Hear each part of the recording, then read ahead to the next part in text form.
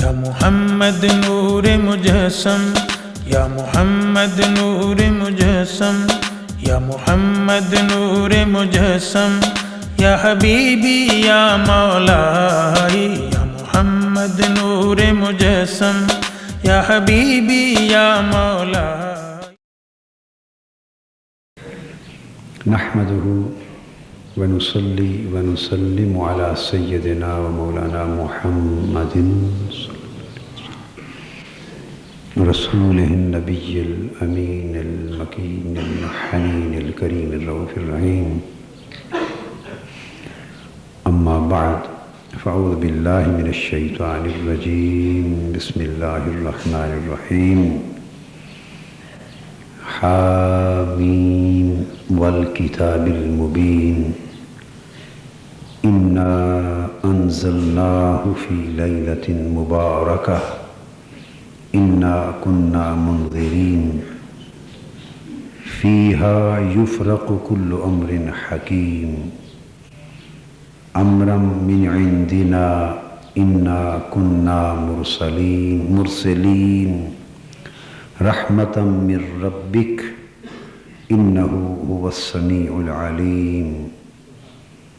رب السماوات والأرض وما بينهما إن كنتم موقنين لا إله إلا هو يحيي ويميت ربكم ورب آبائكم الأولين.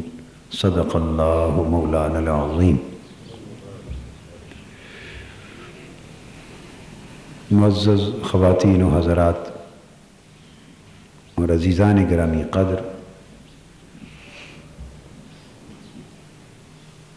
الحمدللہ تعالی ماہ شعبان شروع ہو چکا ہے، اور حضور نبی اکرم صلی اللہ علیہ وآلہ وسلم نے فرمایا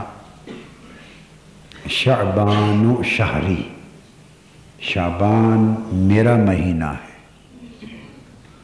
اور رمضان شہر اللہ، رمضان اللہ کا مہینہ ہے۔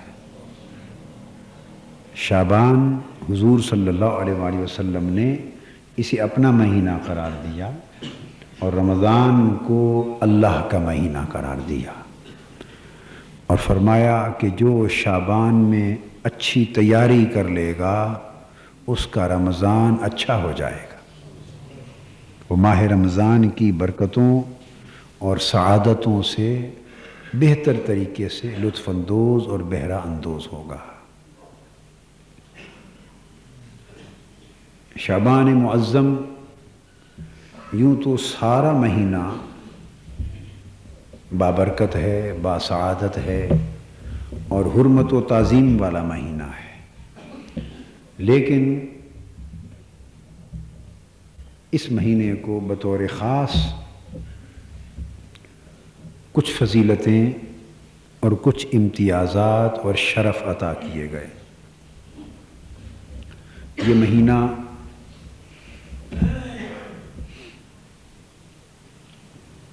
شہر التوبہ بھی کہلاتا ہے کہ توبہ کی قبولیت ماہ شعبان معظم میں بڑھ جاتی۔ اس مہینے میں برکتوں کا، مسلمانوں پر برکتوں کا اضافہ کر دیا جاتا ہے، اس لیے یہ مہینہ حقدار ہے کہ دیگر مہینوں سے بڑھ کر اس میں اللہ کی طاعت اور عبادت اختیار کی جائے۔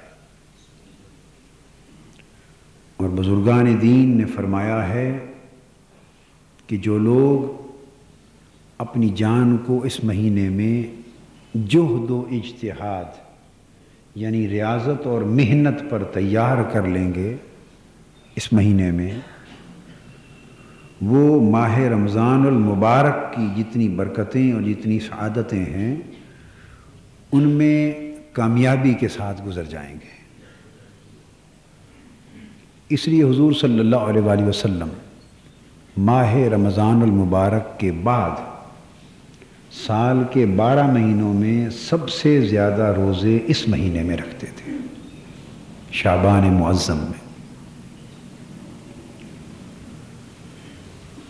اس مہینے کی ایک خاص امتیازی خصوصیت یہ ہے کہ اس کے اندر ایک رات ہے اور وہ 15 شعبان مبارک کی رات ہے. اس کو لیلۃ النصف من شہر شعبان کہتے ہیں، یعنی مہینہ شعبان کے مہینے کی وسطی رات، جو 14 شعبان کے دن اور 15 شعبان کے دن کی درمیانی رات ہوتی، وسطی رات. اس رات کو اللہ تبارک و تعالی نے لیلۃ مبارکۃ کہا ہے. یہ برکت والی رات ہے. اور کثرت کے ساتھ علماء کا، صحابہ کرام، تابعین کا، ائمہ کا، مشائخ کا، اولیاء کا کثرت کے ساتھ نقطہ نظر یہ ہے کہ شب قدر کے بعد سال کے 12 مہینوں میں سب سے زیادہ افضل شب برات ہے. لیلۃ القدر کے بعد یہ جو لیلۃ الشعبان ہے، نصف شعبان کی رات، اس کا درجہ اور اس کی قدر و منزلت لیلۃ القدر کے بعد سب سے اونچی. اور اس کو قرآن مجید نے ارشاد فرمایا کہ یہ لیلہ مبارکہ ہے، فیہا یفرق کل امر حکیم. تمام اہم امور، حکمت والے، فیصلہ کن، نافذ العمل ہونے والے اہم امور، ان کے اجراء کا اور تنفیذ کا فیصلہ اس رات کیا جاتا ہے. یعنی جب یہ رات آتی، حدیث پاک میں حضرت عطا بن یسار رضی اللہ تعالی عنہ سے مروی، حضور صلی اللہ علیہ وآلہ وسلم نے فرمایا کہ جب شعبان کی یہ رات آتی ہے، 15 شعبان کی رات، تو اللہ تبارک و تعالی ملک الموت کو اگلے سال یعنی شعبان سے شعبان تک کے موت و حیات کے امور نفاذ اور اجراء کے لیے سپرد فرما دیتے ہیں. امور تو اللہ رب العزت کے ہاں پہلے سے مقدر ہوتے ہیں، امور تو پہلے سے مقدر ہوتے ہیں. بعض ذہنوں میں یہ خیال پیدا ہوتا ہے سن کر کہ اس رات تقدیریں لکھی جاتی ہیں، اس رات رزق لکھا جاتا ہے، اس رات موت و حیات کے فیصلے ہوتے ہیں. تو صورتحال اور حقیقت علم نہ جاننے کے باعث بعض ذہنوں میں خیال آتا ہے کہ اگر اس رات لکھا جاتا ہے تو وہ جو لوح محفوظ پر سب کچھ لکھ دیا گیا ہے اس کا معنی کیا ہوا. تو دونوں میں فرق یہ ہے اور دونوں باتوں میں تطبیق، مطابقت یہ ہے، اللہ رب العزت کے علم میں تو سب کچھ پہلے سے آ گیا، اور سب کچھ پہلے سے آ جانا یہی اس کی لوح محفوظ ہے. اس کی لوح اس کا علم ہے، اور اس میں سارا علم حفاظت کے ساتھ آ گیا ہے. اس رات لکھا جانا کا مطلب یہ کہ حضرت عطا بن یسار سے جو مروی ہے، جب یہ رات آتی ہے تو ملک الموت کو اگلے سال بھر کے لیے وہ امور جنہیں نافذ کرنا اور جن کا جاری کیا جانا ہے وہ سپرد کر دیے جاتے ہیں. اور حضور صلی اللہ علیہ وسلم نے فرمایا کہ بہت سے لوگ ایسے ہوتے ہیں کہ جو 15 شعبان ان پر گزرتی ہے اور وہ اپنے ظلم میں مصروف ہوتے ہیں، یا آئندہ سال ظلم، لوٹ مار، فسق و فجور، جبر و بربریت اور خیانت وغیرہ کے ظالمانہ منصوبے بنا رہے ہوتے ہیں کہ ہم یہ کریں گے، یہ کر دیں گے، یہ کر دیں گے، اور اسی طرح مختلف فسق و فجور اور گناہوں کے خیالات لے کر بیٹھے ہوتے ہیں. حضور علیہ السلام نے فرمایا حالانکہ ان کا نام مرنے والوں کی فہرست میں آ چکا ہوتا ہے. کئی لوگ شادیوں کے منصوبے بنا رہے ہوتے ہیں، اور کئی لوگ مختلف باغات اور زمینوں کی اور فصلوں کی آبیاری اور ان کے بونے کے منصوبے بنا رہے ہوتے ہیں. مطلب اشارہ اس امر کی طرف ہے کہ جن کے نتائج سالوں کے بعد نکلنے ہیں، حالانکہ وہ سال اس رات سے شروع ہو چکا ہوتا ہے جس سال انہوں نے اس زمین سے اٹھ جانا ہے اور اللہ کے حضور پیش ہو جانا. یہ چیز اس لیے سمجھائی گئی اور یہ بات بتا اس لیے دی گئی کہ اس رات ان امور کے فیصلے ہوتے ہیں۔ اسی طرح لوگوں کے رزق کے بارے میں اس سال اس کا رزق کتنا ہوگا، اللہ رب العزت اس معاملے کو فیصلہ فرما دیتے۔ یعنی وہ جو امر الہی ہے اور علم الہی ہے وہ نیچے نفاذ کے لیے ایک سال بھر کا، جو جیسے آپ گورنمنٹ بجٹ بناتی ہے، میں اس کی مثال دوں آپ کو، 5 سالہ بجٹ بنتا ہے یا سال کا بجٹ بنتا ہے۔ ہر سال آپ سال کے بجٹ سے تو واقف ہیں، ہر سال حکومت جون میں ایک سال کا بجٹ منظور کرتی ہے، اسمبلی میں بجٹ بل پیش ہوتا ہے۔ تو جب بجٹ منظور ہو جاتا ہے تو اس کے بعد منظور تو یک بارگی پورے سال کا بجٹ ہو گیا، اب اس کا ریلیز کیا جانا مختلف شعبوں کو، وہ ضرورت کے مطابق کسی کا ماہانہ تنخواہیں ہر ماہ، کسی کے 6 ماہی، کسی کے 6 ماہی، پروجیکٹ کے مطابق ریلیز ہوتے رہتے ہیں۔ اسی طرح بڑے ملکوں کے ساتھ جب بیرونی معاہدے ہوتے ہیں، ورلڈ بینک کے ساتھ ہوتے ہیں، امریکن فائنانشل انسٹیٹیوشنز کے ساتھ ہوتے ہیں، تو وہ 5 سالہ منصوبوں کی فنڈنگ یا 10 سالہ منصوبے کی فائنانسنگ کے معاہدے ہو جاتے ہیں، بجٹ بن جاتے ہیں، مگر گریجولی 3 قسطوں میں، 10 قسطوں میں، 5 قسطوں میں مختلف مواقع پر ان کا ریلیز ہوتا رہتا ہے۔ یہ بات آپ سمجھ گئے؟ ہم ادارہ منہاج القرآن میں بھی ایسے کرتے ہیں، یعنی سال کا بجٹ منظور ہوتا ہے، سال کا، اور شعبہ جات کو 3 مہینے کے حساب سے ایلوکیٹ کر کے اس کو ایلوکیشن آف بجٹ سال کی ہوتی اور ریلیز 3 مہینے کا ہوتا ہے۔ پچھلا حساب سبمٹ کرتے ہیں، اگلا ریلیز ہوتا ہے، اور جو دفتر پچھلا حساب سبمٹ نہیں کرتے بر وقت ان کا اگلا روک لیا جاتا ہے۔ یعنی یہ ایک دنیاوی طریقہ کار ہے جو ہر طرف چلتا ہے۔ بس اللہ رب العزت کے ہاں بھی ایسا ہے کہ عمر بھر کا بجٹ ایک بار اس نے پہلے تیار کر لیا ہے، اور وہ ہماری پیدائش سے پہلے تیار ہو چکا ہے۔ عمر بھر کا بجٹ، پیدائش سے موت تک پورا بجٹ، پوری ایلوکیشن، پورا نظام اللہ پاک نے مقرر فرما دیے ہیں، یہ علم الہی میں ہیں۔ اس علم الہی میں ان چیزوں کا ہونا، اسی کو لوح محفوظ پہ لکھا جانا کہتے ہیں۔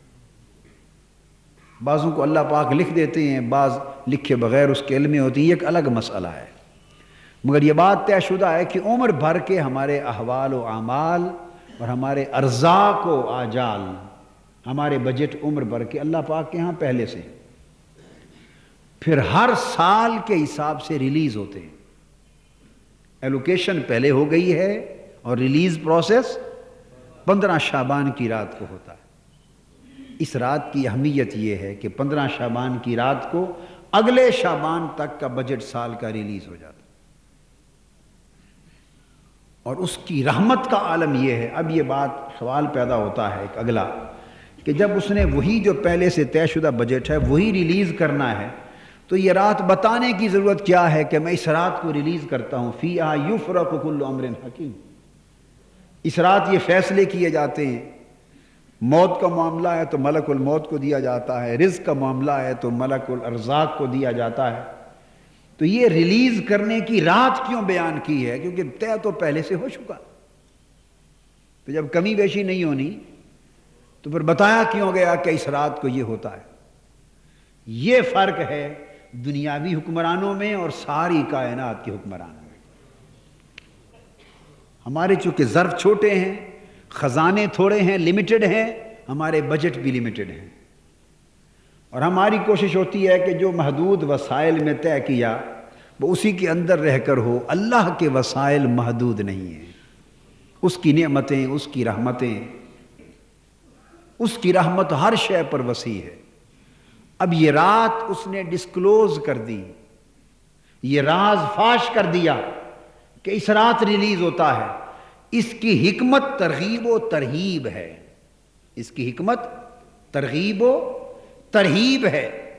جب یہ بتا دیا کہ لوگوں آج کی رات سارے ریلیز ہو رہے ہیں، ساتھ یہ بتا دیا کہ اگر یہ تو ہے میرا طے شدہ بجٹ، مگر میں نے یہ وعدہ کر دیا ہے یمحو اللہ ما یشاء ویثبت وعندہ ام الکتاب، جہاں میں نے فیصلے پہلے سے کر دیے، اور اس رات سال بھر کے تمہارے حصے زمین پر آگے سپرد کیے جانے والے ہیں. جہاں یہ دو چیزیں ذہن میں رکھو وہاں تیسری بات بھی ذہن نشین کر لو، وہ یہ کہ میں صرف لوح محفوظ والا نہیں بلکہ لوح محفوظ کا مالک ہوں. اگر کوئی اس رات سچے دل سے گڑ گڑا کے رو پڑے تو میں لکھا ہوا مٹا بھی دیتا ہوں اور نہ لکھا ہو تو لکھ بھی دیتا ہوں.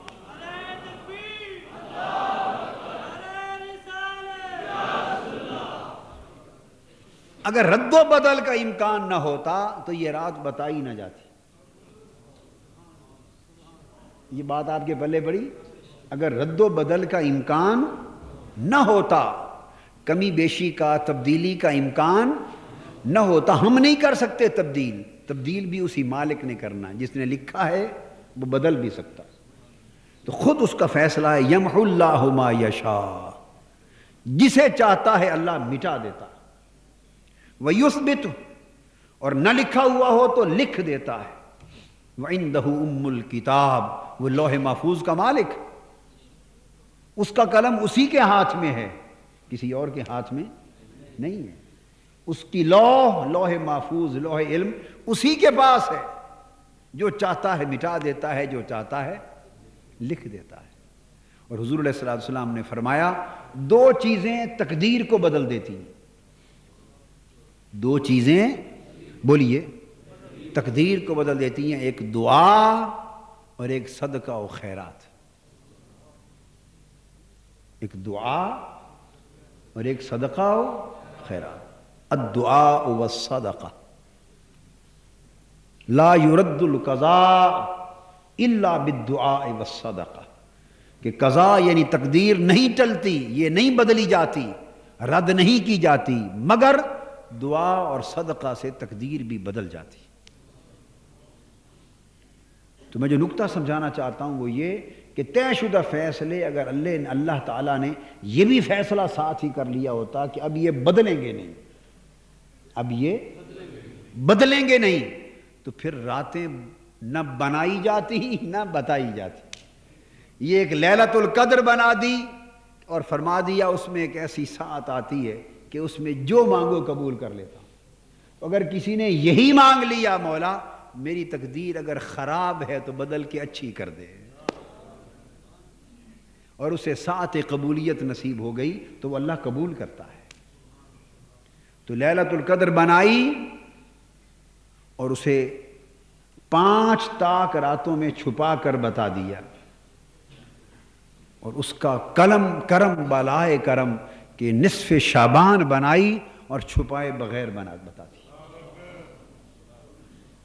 وہ رات اس سے ذرا اونچے درجے کی تھی، اس سے ذرا اونچے درجے کی تھی، یہ اس سے دوسرے درجے کی رات تھی. اسے چھپائے بغیر رسول صلی اللہ علیہ وسلم کو حکم دیا میرے محبوب امت کو بتا دو کہ سال بھر کے فیصلے اس رات ہوں گے. اب جتنا رونا ہے رو لو، جتنی عبادت کرنی ہے کر لو، جتنی تسبیح کرنی ہے کر لو، مجھے جتنا منانا ہے میں بیٹھا ہوں انتظار میں، آوازیں دے رہا ہوں. آج قلم میرا اگلے سال کے فیصلوں کو فائنلائز کرنے والا ہے. جو جتنا بڑھانا چاہتا ہے بڑھوا لے، گھٹانا چاہتا ہے گھٹوا لے. تو میرے محبوب صلی اللہ علیہ وسلم امت کو بتا دو یہ رات ڈسکلوز کر دی. اگلی رات اونچے درجے کی تھی، اس کو پہلے تو پورے مہینے میں چھپا دیا. لیلۃ القدر کو شروع سے تو پورے مہینے میں چھپا دیا. حضور صلی اللہ علیہ وآلہ وسلم پورا مہینہ اعتکاف بیٹھے. آقا علیہ السلام نے امت کے لیے کتنی تکلیفیں اٹھائیں. سارا مہینہ اعتکاف بیٹھے میں اس رات کو تلاش کروں اور امت کو بتا دوں. پھر حضور علیہ السلام نے عرض کیا باری تعالیٰ میری امت کو تو 30 راتیں جاگنا بیٹھنا، 30 کے 30 دن بڑی تکلیف ہوگی، دن تھوڑے کم کر دے. پھر اشارہ ملا چلو پہلے 10 دن گھٹا دیتا ہوں، 20 دنوں میں تلاش کر لیں، 20 راتوں میں. حضور صلی اللہ علیہ وسلم ایک اعتکاف پھر 20 دن بیٹھے. عرض کیا باری تعالیٰ میں نے بیٹھ کے دیکھا ہے میری امت تو گناہگار امت ہے، کمزور امت ہے، ان کو 20 دن کا اعتکاف بھی پریشان کر دے گا، غفلت کریں گے، مدت اور کم کر دے. فرمایا اچھا آخری 10 دنوں کا اعتکاف کرو. پھر حضور علیہ السلام آخری 10 دن اعتکاف بیٹھے، اس کو مسنون کر دیا اور ساتھ عرض کیا مولا اعتکاف تو 10 دن بٹھا مگر راتیں پوری کی پوری 10 نہ جگا. میری امت کو اعتکاف تو بیٹھا مگر راتیں 10 پوری کی پوری نہ جگا، تو ان میں اور کم کر دے، میری امت بڑی کمزور ہے. تو مولا نے فرمایا اچھا میرے محبوب، اعتکاف تو 10 راتیں رہے گا، 10 دن رہے گا، مگر جاگنے کے لیے 5 راتیں کر دیتا ہوں. 5 تاک راتوں میں جاگیں اور تلاش کر لیں. اللہ پاک چاہتا تو وہ 1 رات بھی ظاہر کر دیتا، مگر اسے پتہ ہے کہ جو چیز اس امت کو آسانی سے مل جائے یہ اس کی قدر نہیں کرتے. جو چیز آسانی سے مل جائے اس کی قدر نہیں کرتے. جو چیز لینے میں محنت کرنی پڑے اس کی قدر ہوتی ہے، اور جب کوئی چیز چلی جاتی ہے ہاتھ سے کھو بیٹھتے ہیں تب قدر ہوتی ہے. جو چیز میسر ہوتی ہے اس کی قدر، یہ صبح و شام اپنی آنکھوں سے مشاہدہ ہم کر رہے ہیں. اولاد کو دیکھ رہے ہیں، انہیں ماں باپ کی قدر آج نہیں ہے.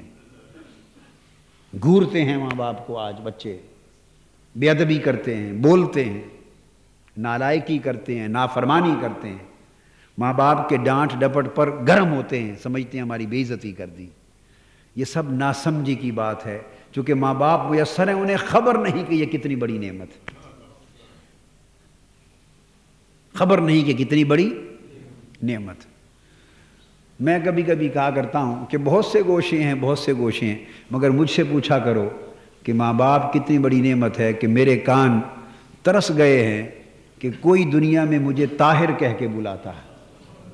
خالی طاہر کہہ کے بلاتا، کان ترستے ہیں. یہ یا باپ کہتا ہے یا ماں کہتی ہے.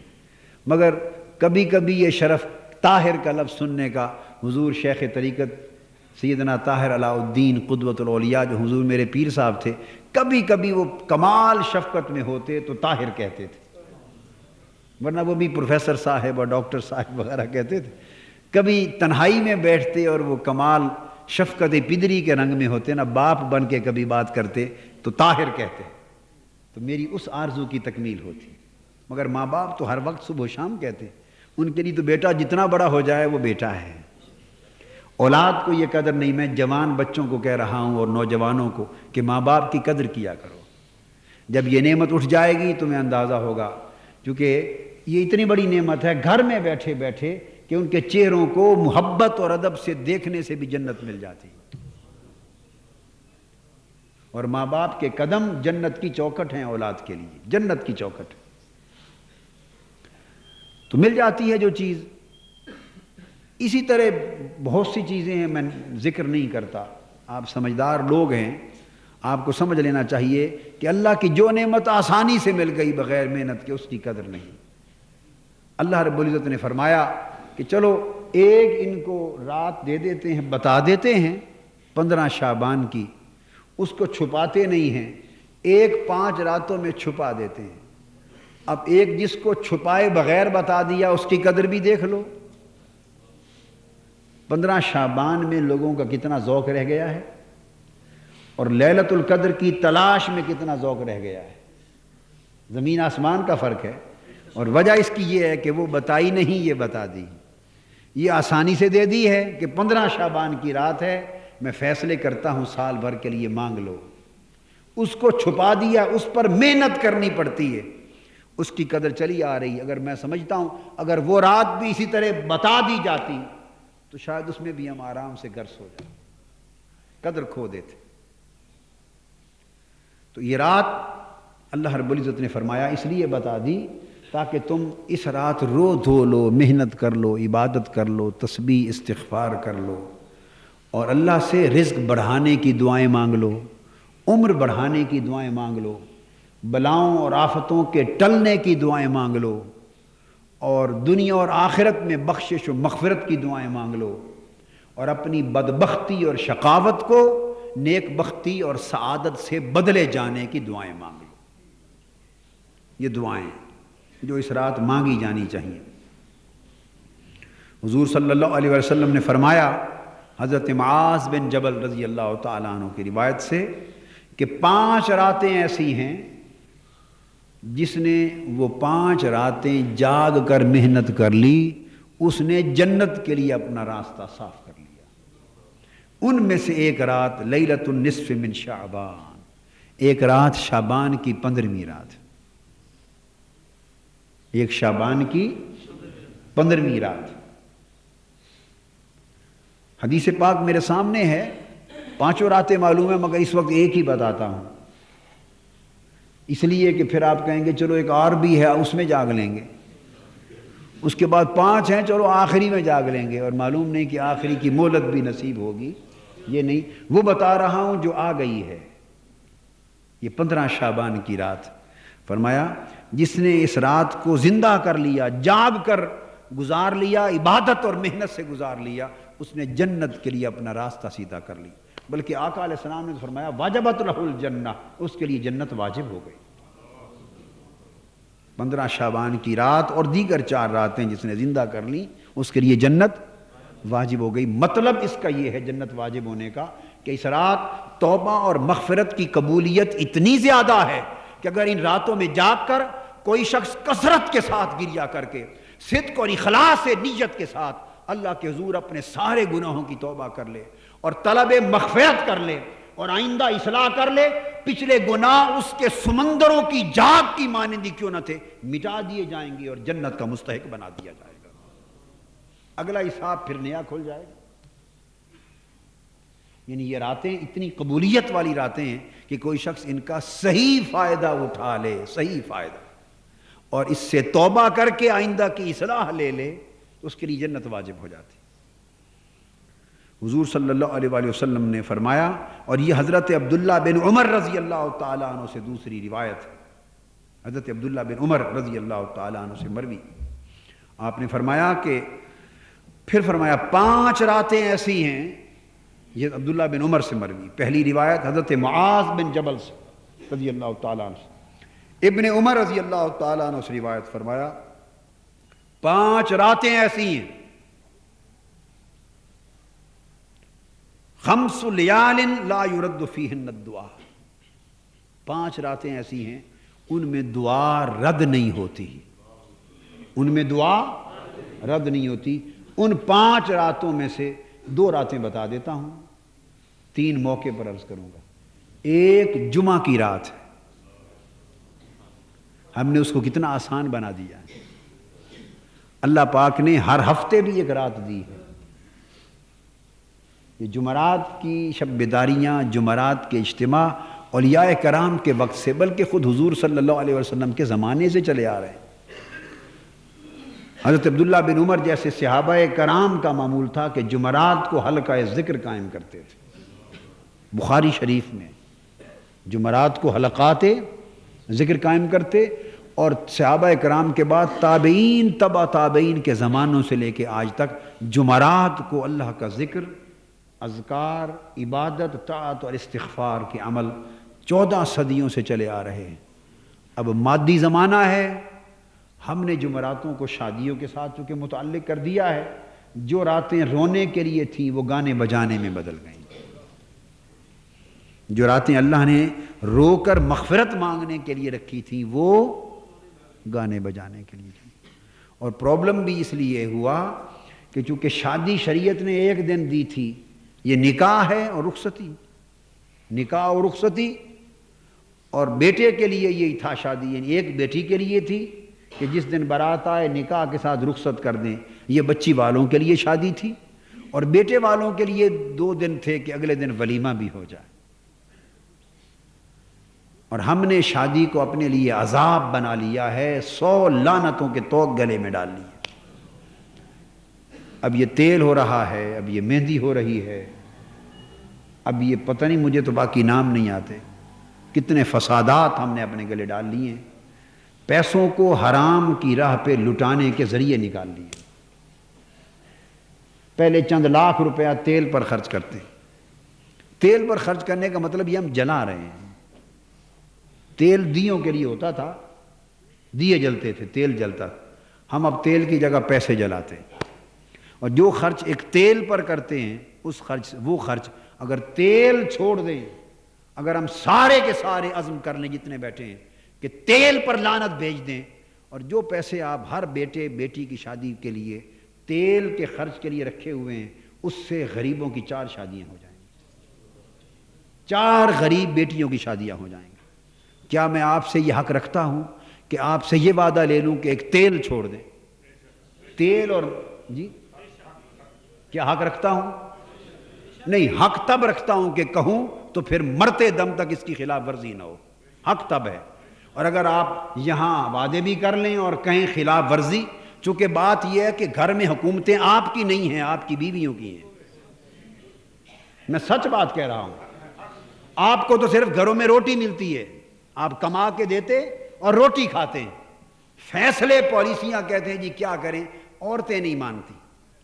اللہ نے فرمایا الرجال قوامون علی النساء، عورتوں کے ساتھ حسن سلوک کی تعلیم دی، انہیں پیار سے رکھو، محبت سے رکھو، حسن سلوک کے ساتھ رکھو، جائز ضروریات کو پورا کر کے رکھو، مگر یہ نہیں کہ گھر کی پالیسیوں کا فیصلہ کرنے کا تاج اپنے سر سے اٹھا کے ان کے سر پہ رکھ دو۔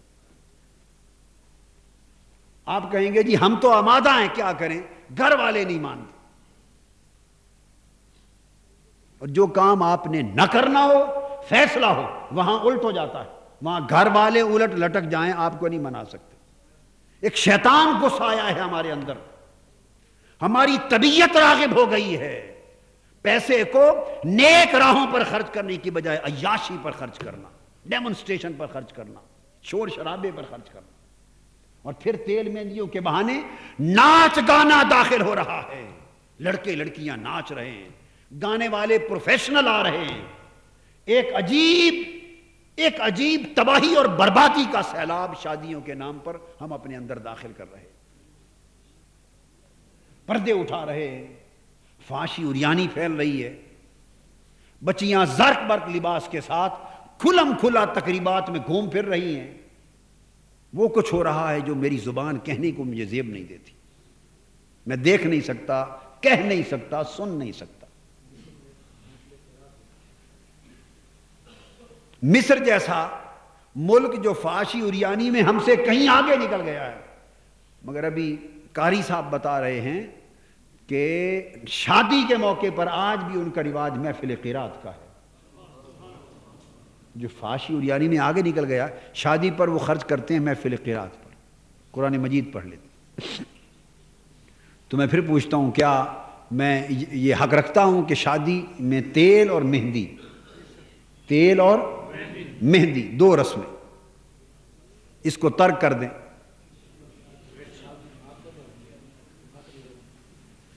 جس کی کہے ناک نہیں رہتی، پھر وہ یا ایک طرف ناک رکھے، یا برادری میں ناک رکھ لے، یا اللہ رسول کے ہاں ناک رکھ لے، 2 جگہ تو نہیں رہ سکتی۔ پھر یہ 2 جگہ تو اگر ادھر رکھنی ہے تو ادھر کٹوا رہے ہیں ہم، اگر وہاں ناک رکھنی ہے اللہ رسول کی بارگاہ میں تو پھر ادھر کٹوا لیں۔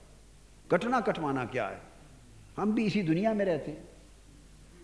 کتنے گھرانے ہیں جو نہیں کرتے تیل مہندی، تو مر گئے ہیں وہ، ان کے رشتے نہیں ہو رہے، کیا ہو رہا ہے ان کا، وہ معاشرے میں نیچ ہو گئے، ہو کیا گیا ان کے ساتھ۔ 2 باتیں کہنا چاہتا ہوں، ایک تیل مہندی کو چھوڑ دیں، اور جو پیسہ آپ نے تیل مہندی پر خرچ کرنا ہو وہ بچا کے رکھ لیں، وہ معاشرے کی ہماری غریب بیٹیوں کو بیاہنے پر خرچ کر دیں، بس دیکھیے کتنی برکتوں کا ایک سیلاب آتا۔ میں پھر پوچھتا ہوں، کیا حق رکھتا ہوں کہ آپ سے وعدہ لوں؟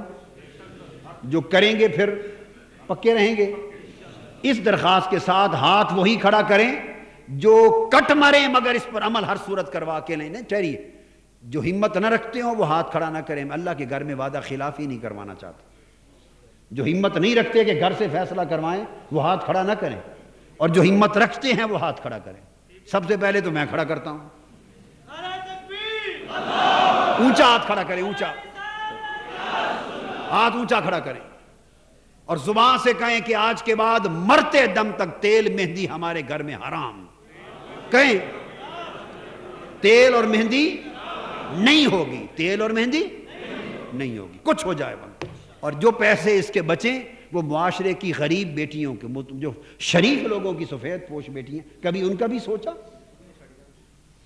میں کہہ رہا ہوں کہ جس چیز کا آپ کا نہ کرنے کا ارادہ ہو، پکا ارادہ ہو، وہاں آپ ڈٹ جاتے، اس میں دوسروں کے کندھوں پر ڈال دیتے ہیں جی بیویاں ایسا کرتی ہیں، بچے نہیں کرتے، جو ان کا اب زمانہ آ گیا ہے، ہماری گھر میں ہمیں تو صرف 2 وقت کی روٹی مل جاتی ہے، اگر خالی 2 وقت کی روٹی ملتی ہے تو منہاج القرآن کے ہاسٹل میں آئیں، آپ کو کمرے کرائے پہ دے دیتے ہیں، یہاں ٹھہریں ہمارے ساتھ، 2 وقت کی روٹی ملے گی یا میس جمع کرائیں۔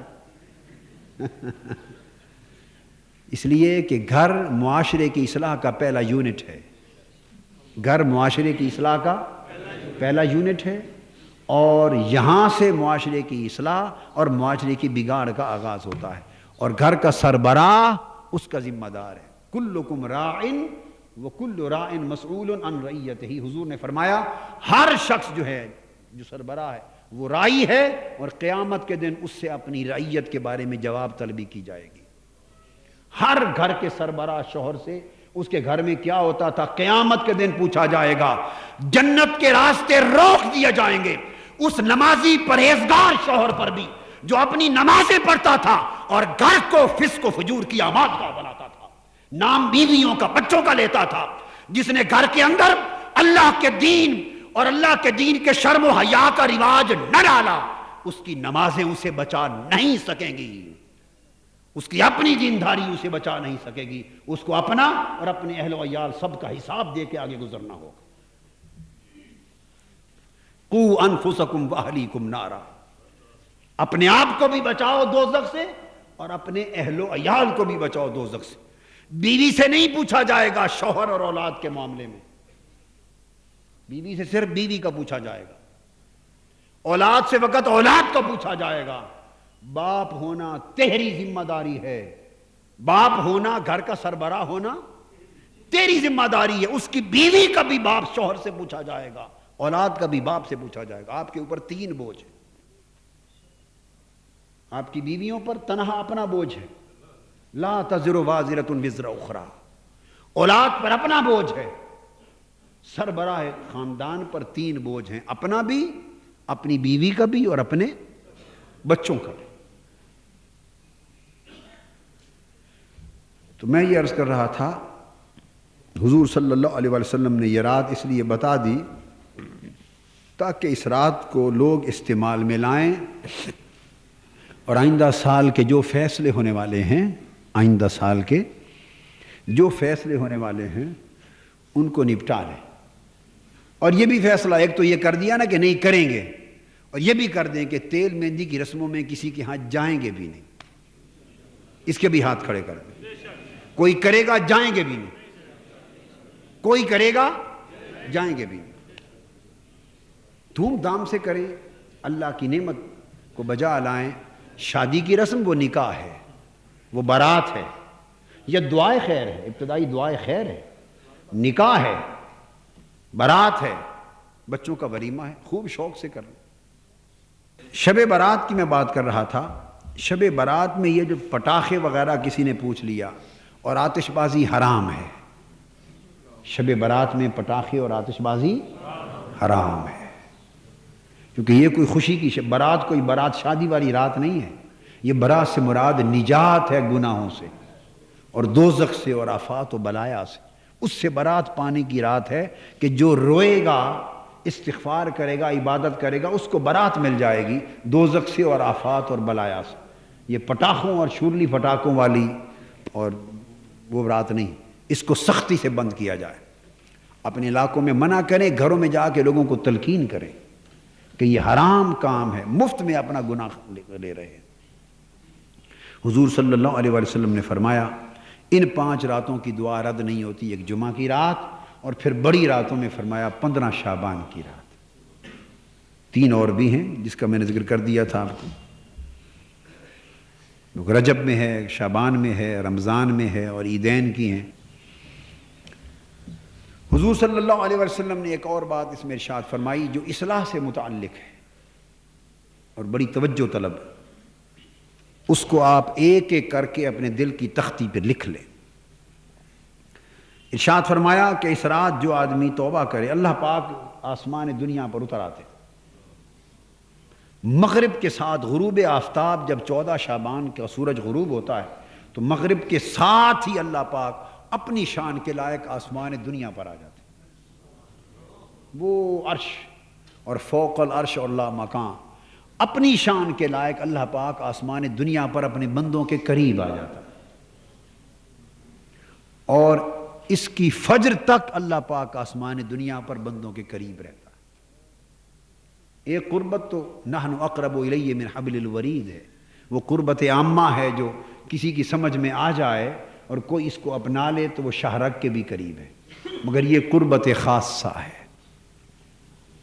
اور اللہ پاک آواز دیتے ہیں، ساری رات آواز دیتے ہیں، ہے کوئی مجھ سے مغفرت مانگنے والا تو معاف کر دوں، ہے کوئی مجھ سے رزق مانگنے والا تو رزق دے دوں، ہے کوئی مجھ سے سوال کرنے والا تو میں اس کے سوال پورے کر دوں، ساری رات بلاتے۔ اللہ رب العزت نے فرمایا کہ جو شخص سوال کرتا ہے، مغفرت طلب کرتا ہے، میں اس کا سوال پورا کرتا ہوں اور اس رات مغفرت کر دیتا ہوں، سوائے چند لوگوں کے۔ چند لوگ نہیں بخشے جاتے اس رات، چند لوگ اس رات کی دعاؤں سے بھی نہیں بخشے جاتے اور لیلۃ القدر میں بھی نہیں بخشے جاتے۔ ان میں سب سے پہلا آدمی تو مشرک، نہیں بخشا جاتا جب تک شرک چھوڑ نہ دے۔ اب ساتھ ساتھ سمجھا رہا ہوں، اس کے بخشش کے لیے شرط یہ ہے کہ وہ اس عمل کو بھی چھوڑ دے تو بخشش ہو جائے گی۔ مشرک جب تک شرک چھوڑ نہ دے۔ مشاہن کہتے ہیں جو اپنے دل میں بہت زیادہ دوسروں کے لیے بغض اور عداوت رکھے۔ اب اس مرض میں مبتلا ہماری بھاری اکثریت، ہر شخص کسی نہ کسی نوعیت کا الا ماشاء اللہ بغض اور عداوت دوسرے کے لیے رکھتا ہے۔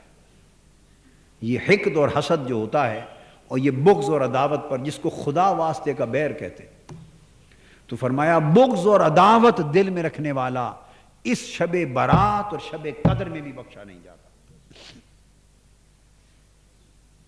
لہذا جب تک کوئی دل کو بغض و عداوت سے پاک نہ کر لے اس کی دعا قبول نہیں ہوتی۔ تیسرا فرمایا وقاتل نفس، اور قاتل اللہ کی مخلوق کا خون بہانے والا قاتل، وہ نہیں بخشا جاتا جب تک اس کی تلافی نہ کر لے اور چھوڑ نہ دے۔ وقاطع رحم، اور خونی رشتوں کو کاٹنے والا، قطع رحمی کرنے والا، جو خونی رشتے ہیں ان سے قطع تعلق کرنے والا۔ یہ مرض بھی کثرت کے ساتھ پائی جاتی ہے کہ ہم لوگ قریبی خونی رشتوں کا حق ادا نہیں کرتے اور دور دور بڑی صدقہ خیرات اور قربانیاں کرتے ہیں، یعنی قریبی خونی رشتوں پر ظلم کرتے ہیں۔ اقتدار میں آ جائیں تو ان کو مرواتے پٹواتے بھی ہیں۔ وہ غربت میں پس رہے ہوں، ہم شہروں میں دھوم دھام سے خرچے کرتے ہیں، نیک نامیاں لیتے ہیں کہ بڑے سخی ہیں، اور قریبی غریب رشتہ داروں کے گھر چولہا نہیں جلاتے، اس کے گھر دانہ نہیں بیچتے، روٹی نہیں بیچتے، کھانا نہیں بیچتے۔ الاقرب فالاقرب، جو جتنا قریب ہے اس کا حق بھی اتنا قریب ہے۔ تو قریبی خونی رشتہ دار کا حق سب سے مقدم ہے، پڑوسی سے بھی مقدم ہے۔ پڑوسی کا حق بھی قریبی خونی رشتہ دار کے بعد ہے، برابر نہیں، بعد میں آتا ہے۔ پہلا حق قریبی رشتہ دار کا، زکوٰۃ کا پہلا حق بھی اس کا ہے، ماں باپ اور اولاد کو چھوڑ کر زکوٰۃ کے لیے پہلا حق اس کا، اس کا حق ادا کریں، حسن سلوک کریں، احسان کریں، بھلائی کریں۔ تو جو شخص خونی رشتوں کو کاٹتا ہے، قطع تعلق کرتا ہے، وہ بھی نہیں بخشا جاتا۔ اور پھر فرمایا وَمُسْبِلُ الْإِزَارِ، تکبر کے ساتھ اپنے کپڑوں کو نیچے لٹکانے والا۔ اشارہ متکبر کی طرف ہے، کیا؟ متکبر کی طرف۔ اسبال الازار یعنی چادر، تہ بند یا کپڑے شلوار ان کو لٹکانا پہلے زمانے میں یہ تکبر کی علامت تھی۔ حضور علیہ الصلوۃ والسلام کے دور میں بڑے لوگ لمبے کپڑے رکھتے، وہ زمین پر لٹکتے تھے، حتیٰ کہ کچھ لوگ خادم ان کے پیچھے سے اٹھا کر بھی چلتے تھے۔ تو یہ ایک علامت تھی تکبر کی۔ تو اس طرف اشارہ ہے استعارہ کی زبان میں کہ متکبر بھی نہیں بخشا جاتا جب تک کہ تکبر سے پاک نہ ہو جائے۔ اور پھر فرمایا وشاربن، اور شرابی بھی نہیں بخشا جاتا اس رات، نہ لیلۃ القدر میں جب تک شراب چھوڑ نہ دے۔ وقطات، اور فرمایا النمام، قطات یا نمام چغلی کرنے والا، جو پشت پیچھے غیبت کرتا اور چغلی کرتا، وہ بھی نہیں بخشا جاتا۔ غیبت کرنے والا، چغلی کرنے والا، وہ بھی، یہ چغلی کی عادت بھی عام ہے۔ ایک دوسرے کے کان بھرتے ہیں پشت پیچھے، کہتے ہیں نہیں میں کوئی برائی کے لیے نہیں، ویسے میں کہہ رہا ہوں، میں کوئی شکایت نہیں کر رہا، ویسے میں کہہ رہا ہوں، یہ میں چغلی نہیں کر رہا، ویسے کہہ رہا ہوں. یعنی ویسے کے لفظ میں سارا ہی رگڑ جاتے ہیں. ویسے یہ کرتے ہیں کہ نہیں؟ ویسے ہم سب بولیے نا، ہم سب اہل ویسے ہیں. یعنی ویسے میں سارا کر جاتے ہیں، چغلی بھی اس میں، غیبت بھی اس میں، جھوٹ بھی اس میں، ویسے میں سارا ہی رگڑ جاتا. تو میں چغلی کرنے والا، غیبت کرنے والا بھی نہیں بخشا جاتا. جو ان راتوں سے اس رات کے اندر یہ بھی اصلاح ہو گئی کہ جو اللہ کی بارگاہ میں بخشش و مغفرت چاہے، اندازہ کر لیں کہ جو قبولیت کی راتیں ہیں جس میں اللہ پاک خود بخشنے کی آوازیں دے رہے ہیں، جب ان راتوں میں بھی ان اعمال کو چھوڑے بغیر بخشش نہیں ہوتی تو باقی سال میں کہاں بخشش ہوگی. لہذا ان کی بخشش کا، ایسے گناہ گاروں کی بخشش کا ایک ہی راستہ ہے کہ وہ ساتھ پہلے ان کو چھوڑ دیں، اپنی زندگیاں ان سے پاک کر لیں، شرک سے پاک کر لیں، عداوت، بغض اور عناد اور کینہ سے پاک کر لیں، قتل و غارت گری سے پاک کر لیں، قطع رحمی سے پاک کر لیں، تکبر سے پاک کر لیں، شراب سے پاک کر لیں اور چغلی اور غیبت سے پاک کر لیں. ان 7 چیزوں سے اگر انسان اپنے آپ کو پاک کر لے تو اللہ پاک نے فرمایا کہ پھر اس کی بخشش و مغفرت عام ہو جاتی. وقت چونکہ تھوڑا ہے، اب میں چند وظائف بھی آپ کو بتا دیتا ہوں کہ رات کی عبادت کرنی کس طریق پر ہے. تو میں چاہتا ہوں جو طریقہ بتا رہا ہوں معمول بنا لیں اس طریق پر رات گزارنے کا. اس طریق پر عام یہ ہوتا ہے کہ بس ساری رات آئے، دیر تک نعت خوانی ہوتی رہی، پھر خطابات ہوتے رہے، آخر پہ کچھ نفل ہوئے اور گھروں کو چلے گئے. طریقہ مسنون بتا دیتا ہوں اچھا، جو بہت سارے بزرگوں نے، اولیاء نے، صلحاء نے حضور علیہ الصلوۃ والسلام کی مبارک سنتوں سے اخذ کر کے بیان کیا. ایک تو اس رات کے معمولات میں آپ یہ رکھیے گا کہ قرآن مجید کی تلاوت کریں. جب آپ سب لوگ جمع ہو جائیں ابتدائی وقت اس پر صرف کروائیں، یہ منتظمین کی ذمہ داری. اور سورہ یاسین کی کم سے کم 3 مرتبہ تلاوت ہو، یہ سب کو اطلاع کر دیں. چاہے ہو سکے تو اس کا فوری ایک کاغذ چھپوا لیں، بنا لیں اور اس کی اشاعت کریں، بنا لیں، آپ مجھ سے کنفرم کروا لیں. لکھ سورہ یاسین کی 3 بار تلاوت کریں. اس کے بعد سورہ دخان، یہ جو میں نے ابھی تلاوت کی پہلی آیت ہے، یہ سورہ دخان کی. اس میں اس شب برات لیلہ مبارکہ کا ذکر ہے. میں نے پہلی 8 آیتیں تلاوت کی، تو بہتر ہے کہ کم سے کم 3 بار اس سورہ دخان کی تلاوت کی جائے. سورہ یاسین کی اور پھر سورہ دخان کی 3 بار تلاوت کی جائے. اور بزرگوں میں سے بعضوں نے یہ بھی فرمایا کہ اگر پوری سورت کوئی تلاوت نہ کر سکے تو اس کی یہ پہلی 8 آیتیں کم سے کم 30 بار ان کی تلاوت کی جائے. یہ جو 8 آیتیں میں نے پڑھی الاولین تک، حامیم سے لے کر الاولین تک 8 آیتیں 30 بار ان کی تلاوت کر لی جائے یا پوری سورت 3 بار پڑھ لی جائے. اس کے بعد تیسرا پھر وقت لگائیں ایسا کم سے کم 100 بار، اور اگر کچھ لوگوں کے پاس الگ معمول ہو تو زیادہ 1000 بار بھی کر سکتے ہیں. دعائے حضرت یونس علیہ السلام اس رات کے لیے بڑی مجرب ہے. لا الہ الا انت سبحانک انی کنت من الظالمین، لا الہ الا انت سبحانک انی کنت من الظالمین. ایک تسبیح تو کم سے کم اس کی رکھ لیں. اگر کوئی زیادہ بھی پڑھنے کی فرصت ملے تو برکت ہے. اسی طرح ایک تسبیح استغفار کی، استغفر اللہ العظیم الذی لا الہ الا هو الحی القیوم واتوب الیہ. ایک تسبیح اس کی. میں یہ دہرا رہا ہوں کلمات اس لیے تاکہ آپ کیسٹس بھی لے کر گھروں میں ان کو سن کے بار بار الفاظ کو درست کر سکیں. استغفر اللہ العظیم الذی لا الہ الا هو الحی القیوم واتوب الیہ. ایک تسبیح اس کی. اور ایک تسبیح کم سے کم درود پاک کی. درود پاک مختصر، اللہم صلی علی سیدنا و مولانا محمد وعلی آلہ وصحبہ وبارک وسلم۔ یہ درود پاک کی تسبیح ایک پڑھ لیں، اور اس کے بعد اس رات ضرور کرائیں صلاۃ التسبیح۔ جیسے لیلۃ القدر میں ہم 27ویں کی رات کراتے ہیں، تو یہاں پھر پہلے ان اوراد اور وظائف کا وقت ملے، پھر صلاۃ التسبیح ہو۔ صلاۃ التسبیح، صلاۃ التسبیح کے ساتھ کچھ وقت مزید نوافل کا الگ بھی دے دیا جائے۔ 4 نفل تو صلاۃ التسبیح میں ہو جائیں گے، باقی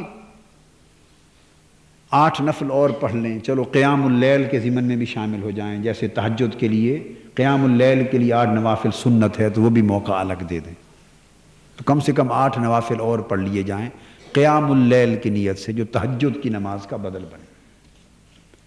جو پچھلی رات تھوڑی دیر سو کر اٹھ کے پڑھ سکیں تو 8 نفل اس وقت پڑھ لیں، اور جو ساری رات جاگیں تو وہ رات میں نصف شب بھی پڑھ لیں، اور اس کے بعد پھر حلقہ ذکر کریں کچھ دیر۔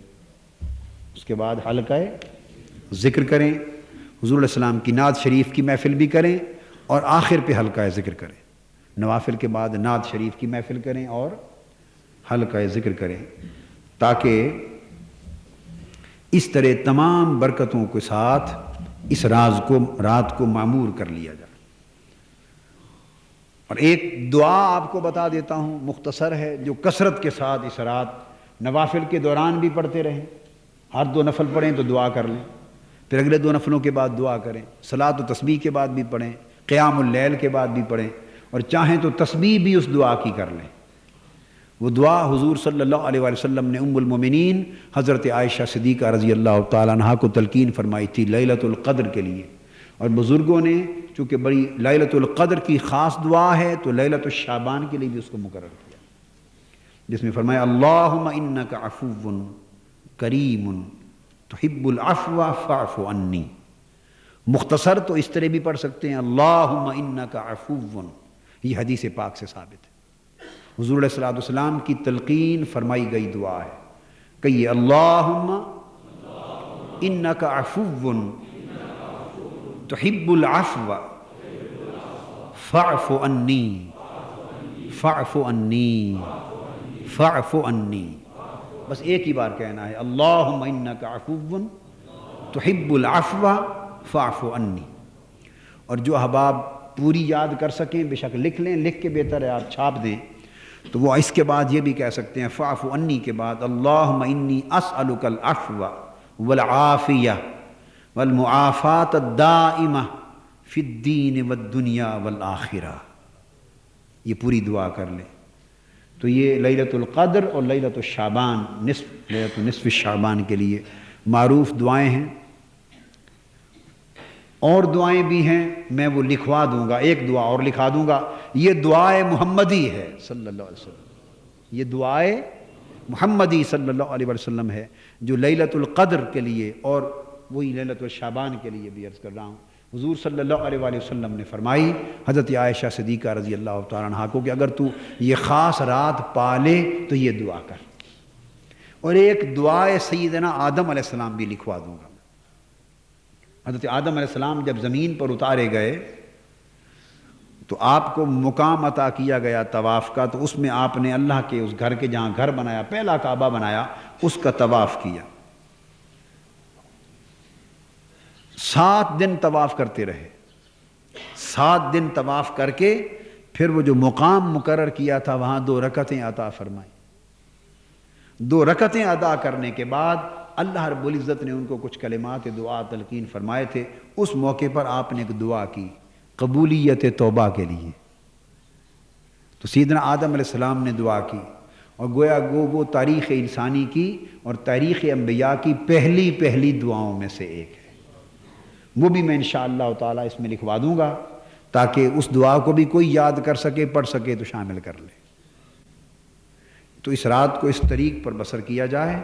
اللہ تبارک و تعالی ہمارے احوال کی اور اعمال کی اصلاح فرمائے، اور حضور صلی اللہ علیہ وسلم کے طفیل ہمارے اوپر لطف و کرم کرے، اور وہ اپنی اصلاح کے جو بنیادی اصول بیان کیے اس رات کی توبہ کے ساتھ ان کو روح بعمل لایا جائے۔ وما علینا الا البلاغ۔